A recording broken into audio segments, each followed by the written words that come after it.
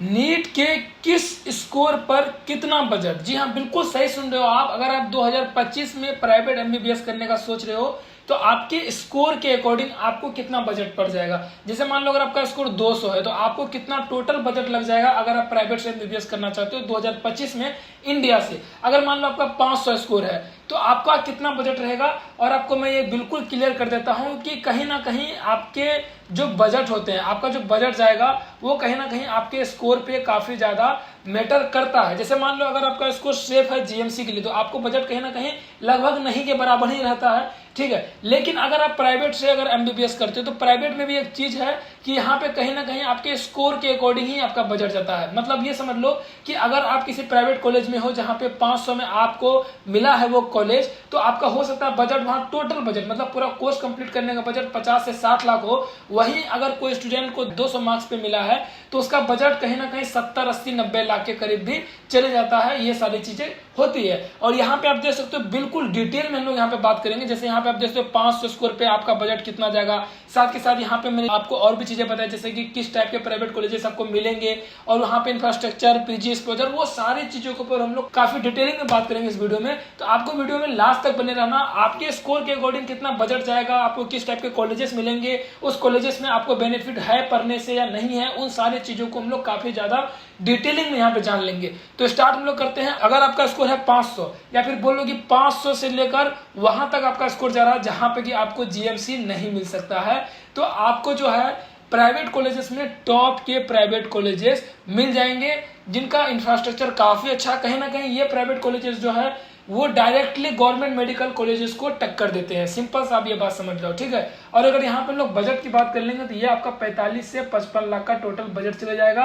और यहाँ पे आप देख सकते हो सब management quota seats in reputed college. यहाँ पे बहुत सारे कॉलेजेस में आपको मैनेजमेंट कोटा सीट भी मिल जाता है। मैनेजमेंट कोटा सीट मतलब क्या है कि यहाँ पे 500 से कम का अगर आपका स्कोर है तो भी आपको यहाँ पे सीट मिल जाएगा। लेकिन यहाँ पे जो है ये 45 से 55 लाख का जो टोटल बजट जा रहा है ये आपका बढ़ के हो जाएगा मान लो कि 70 से 75 लाख या 75 से 80 लाख। सिंपल सा इसका यही मतलब है। अगर आपने स्कोर किया है 450 से लेकर 499 तक मतलब 500 से कम हो लेकिन 450 से आपका स्कोर ज्यादा है तो आपको यहाँ पे बजट जो है वो टोटल पड़ जाएगा 50 से 65 लाख, ठीक है। और यहाँ पे जो ज्यादातर कॉलेजेस है वो ट्रस्ट के द्वारा रन किए जाते हैं। साथ के साथ यहाँ पे एक चीज जो काफी जरूरी है आपके लिए जानना कि यहाँ पे जो सीट्स बहुत जल्दी फुल हो जाती है, ठीक है। यहाँ पे ज्यादातर जो है राउंड 1 से लेकर राउंड 2 तक ही आपका जो है बिल्कुल क्लोज हो जाता है सीट। यहाँ पे राउंड 3 तक जाने का बहुत कम चांस होता है। बस कुछ केसेस में 1, 2, 3, 4 सीट्स के लिए ये राउंड 3, राउंड 4 यानी कि आप बोल सकते हो स्ट्रेट वैकेंसी राउंड तक के लिए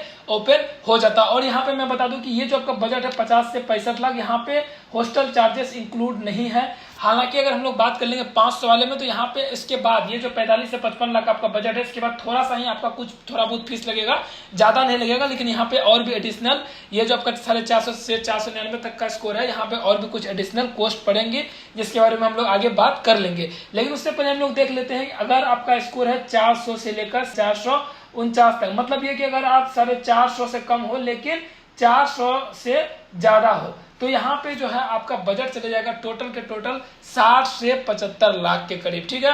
और मोस्टली जो ये प्राइवेट कॉलेजेस हैं ये टियर 2 के प्राइवेट कॉलेजेस हैं। और यहाँ पे जो स्टेट्स हैं आपको मिल जाएंगे, ज्यादा चांसेस रहेंगे वो है कर्नाटका, राजस्थान, यूपी, बिहार। आपको किस स्टेट से करना है एमबीबीएस वो आपका अपना डिसीजन हो सकता है, ठीक है। यहाँ पे हम लोग बात कर ले अगर आपने स्कोर किया है 300 से लेकर 399 तक, ठीक है। अगर आपका स्कोर 300 से 399 तक है तो आपका जो बजट है अब यहाँ पे बहुत हाई जा रहा है। आप देख सकते हो कि यहाँ पे जब हम लोग 500 स्कोर की बात कर रहे थे तो यहाँ पे आपका बजट 45 से 55 लाख ही था। लेकिन जब हम लोग यहाँ पे 300 से लेकर 400 बोल लो कि 300 से लेकर 400 तक की अगर हम लोग बात कर लेते हैं तो यहाँ पे आपका बजट जो है 70 से 90 लाख जा चुका है। और जब इसमें हम लोग हॉस्टल इंक्लूड करेंगे, मिसलेनियस चार्जेस इंक्लूड करेंगे, अदर कुछ चार्जेस इंक्लूड करेंगे तो ये कहीं ना कहीं 1 CR प्लस भी चले जाता है। सिंपल से मैं आपको यहाँ पे बात बताऊं। और यहाँ पे लो कट ऑफ स्टेट्स जो है जहाँ पे आपका 300 से 400 के बीच में एडमिशन हो जाता है वो है आपका यूपी, बिहार, छत्तीसगढ़ और कुछ 1-2 स्टेट्स हैं।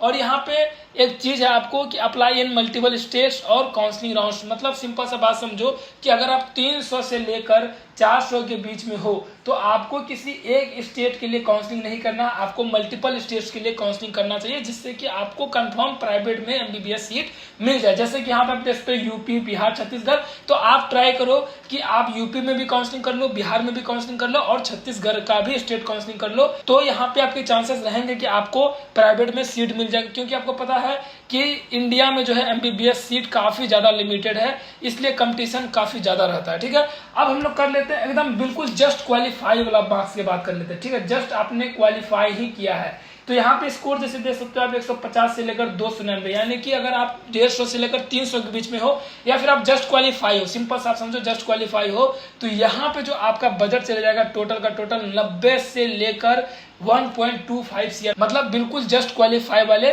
स्कोर पे। और यहाँ पे मोस्टली जो है आपका डीम्ड यूनिवर्सिटी जो होता है, डीम्ड यूनिवर्सिटी क्या होता है इससे रिलेटेड मैंने जो है काफी डिटेल में वीडियो बना दिया है, जिसका लिंक आपको डिस्क्रिप्शन में मिल जाएगा। तो इस वीडियो के बाद आप उस डीम्ड वाले वीडियो को भी जाके देख सकते हो, ताकि आपके अंदर ये कॉन्सेप्ट क्लियर हो जाए, कोई भी कंफ्यूजन ना रहे डीम्ड यूनिवर्सिटीज या डीम्ड मेडिकल कॉलेजेस को लेकर। और यहाँ पे क्या लिखा हुआ है, लास्ट आप लाइन देख लो, एनआरआई कोटा भी कंसीडर करना पड़ेगा। मतलब यहाँ पे जो है डीम्ड कॉलेजेस में दो टाइप से एडमिशन होता है, पहला आपका होता है मैनेजमेंट कोटा से, दूसरा होता है एनआरआई कोटा से। यहाँ पे इसके अलावा और कोई भी दूसरा तरीका तीसरा तरीका नहीं होता है। यहाँ पे कोई डोमिसाइल का कोई भी ऐसा बेनिफिट नहीं मिलता है। नॉर्मली आप बोल सकते हो कि आप किसी भी स्टेट से हो तो यहाँ पे आप एडमिशन कर सकते हो, और इसका काउंसलिंग जो है वो एमसीसी करवाती है, और 100% सीट एमसीसी के द्वारा ही यहाँ पे पूरा का पूरा सीट आपको मिलता है। और यहाँ पे दो ही कोटा है, एक मैनेजमेंट है, एक एनआरआई है। अगर मैनेजमेंट की बात कर ले तो ये जो आप देख रहे हो कहीं ना कहीं ये आपका मैनेजमेंट वाला बजट है। एनआरआई में अगर आप जाओगे तो आपका बजट लगभग समझो 1.5 सीआर यानी 1.5 करोड़ से भी ज्यादा चले जाएगा। अब देखो यहाँ पे मैंने आपको काफी डिटेल में बता दिया कि आपके स्कोर पे कितना बजट जाएगा, लेकिन कुछ चीजों को आपको यहाँ और समझना है। जैसे कि अगर हम लोग बात कर ले, ये जो आपका बजट था टोटल का टोटल, ये ट्यूशन फीस था। ठीक है, ये ट्यूशन फीस था आपका। लेकिन अगर हम लोग यहाँ पे हॉस्टल की बात कर लेंगे, क्योंकि हॉस्टल आपका इंक्लूड नहीं है यहाँ पे, हालांकि 500 वाले स्कोर में जो अगर आप 500 स्कोर में रहते हो तो आपका बजट ज्यादा हाई नहीं जाता है। लेकिन अगर हम लोग हॉस्टल की बात कर ले तो ये आपका जो है जो आपको पर ईयर का फीस यहाँ पे पड़ जाएगा, जो कि टोटल 5.5 साल के लिए पड़ता है। तो नॉर्मली समझो कि 1 से 2 लाख के बीच आपका रहता है। कुछ कॉलेजेस में ये 2.5 से 3 लाख भी जाता है, लेकिन लगभग कॉलेजेस में ये 1 से 2 लाख के बीच ही रहता है आपका। ठीक है, और उसके बाद जो है जैसे कि मान लो कुछ मिसलेनियस फीस हो गया, मिसलेनियस मतलब बुक्स, यूनिफॉर्म्स, आईडी कार्ड, इन सब चीजों के नाम पे जो आपसे लिया जाता है, तो 20 से 50 हजार के करीब आपसे लिया जाता है। उसके बाद हम लोग कॉजन मनी देख ले, वन टाइम फीस, अगर ये सारी चीज देख ले तो ये 50 हजार से लेकर 2 लाख के बीच रहता है। तो सिंपल समझ, अगर आप मान लो हॉस्टल का जोड़ लोगे तो यहाँ पे आपका 10 से, आप ऐसा समझ लो कि 10 से 15 लाख के बीच आपको हॉस्टल भी पड़ जाएगा। तो अगर आपका बजट यहाँ पे अगर किसी भी कॉलेजेस का हम लोग देख ले, मान लो कि आपका बजट यहाँ 60 से 75 लाख था, जिसमें आप कम से कम और 10 से 12 लाख ऐड कर दो। ठीक है, 10 से 12 लाख ऐड कर दो, मतलब 75, 10, 85 यानी कि 80, 85, 90 यानी 85 लाख तक में आपका जो है यहाँ पे हो जाएगा। तो सिंपल समझो कि यहाँ पे आपको हॉस्टल का भी कुछ चार्ज लगता है, मिसलेनियस भी लग जाता है। कुछ कॉलेजेस मिसलेनियस नहीं लेती है, लेकिन लगभग कॉलेज जो है मिसलेनियस चार्ज ये सारा चीज लेती है। तो हॉस्टल का अगर मान लो 2 लाख भी आप रखते हो 5.5 साल के लिए, तो आप सिंपल यहाँ कैलकुलेट कर सकते हो कि ये हो जाता है आपका 11 लाख। तो टोटल यहाँ पे मैंने आपको जैसे बताया कि अगर आप यहाँ पे जो भी मैंने आपको बताया यहाँ पे बजट, यहाँ पे आप 10 से 12 लाख, मतलब सिंपल अगर समझो तो 10 से 15 लाख इसमें और ऐड करके ही रखना, ताकि आपको टोटल अच्छे से बजट बन सके। जैसे मान लो यहाँ पे 75 लाख है तो कहीं ना कहीं ये 85 से 90 लाख के बीच आपका चले जाएगा। एडमिशन कंप्लीट होके और आपका पूरा कोर्स कंप्लीट होते होते तक आपको टोटल 90 लाख के करीब बजट पड़ जाएगा। उसी अकॉर्डिंग अदर जो जितने भी मैंने बताया था आपको स्कोर, उसके अकॉर्डिंग भी आप देख सकते हो। तो यहाँ पे आपको क्लियर हो गया होगा कि आपके नीट स्कोर पे आपका कितना बजट बनेगा।